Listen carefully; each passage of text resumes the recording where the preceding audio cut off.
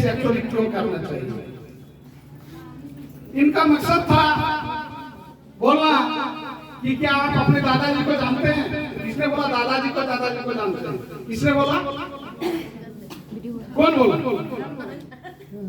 आपका दादाजी है नहीं, उसका पुण्यतिथि कब है तब क्या जानने का मतलब हुआ कि हम उसका विस्तार से जानते हैं। सिर्फ पिताजी अगर नाम बता दिया अपना पिताजी का डायरी में आप लिख के रखे हैं, इसका मतलब है कि आप नहीं जानते हैं। और अगर जानते बताइए महात्मा गांधी का पुण्यतिथि कब है, कब जन्म तिथि है, ये जानते हैं।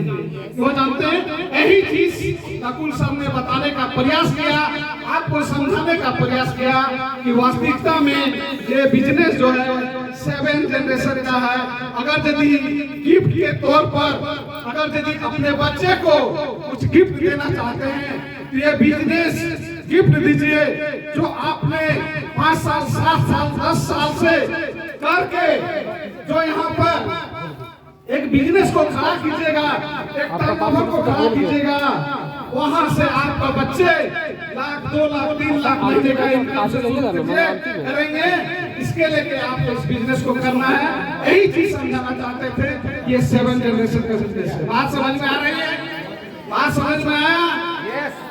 तो यहाँ पर हम जो बताए थे, तो चलिए अब हम लोग का ट्रेनिंग एक्चुअली यहाँ पर सारे डायरेक्टर सारे अनुभव का बातों को हम लोग सुने समझे और हम लोग इसको कोई डायरी में भी नोट किया है और वास्तविकता में इस अनुभव को भी हम लोग इम्प्लीमेंट करके जीवन में आगे बढ़ने का प्रयास करेंगे। Thank you. समझ में आई?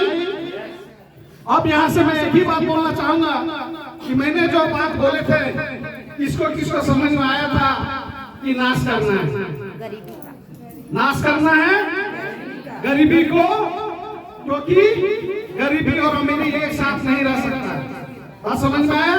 अगर अमीरी चाहिए तो गरीबी को छोड़ना होगा, यानी कि नाश करना होगा और वो सारे तमाम चीज को नाश करना होगा जिन्होंने गरीबी के लिए आपको मजबूर करके आपको जकड़ के रखा है। उन सारे चीज को आपको नाश करना होगा।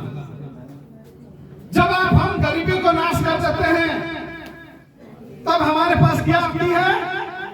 उलझन। क्या आती है? उलझन। क्योंकि वो चीज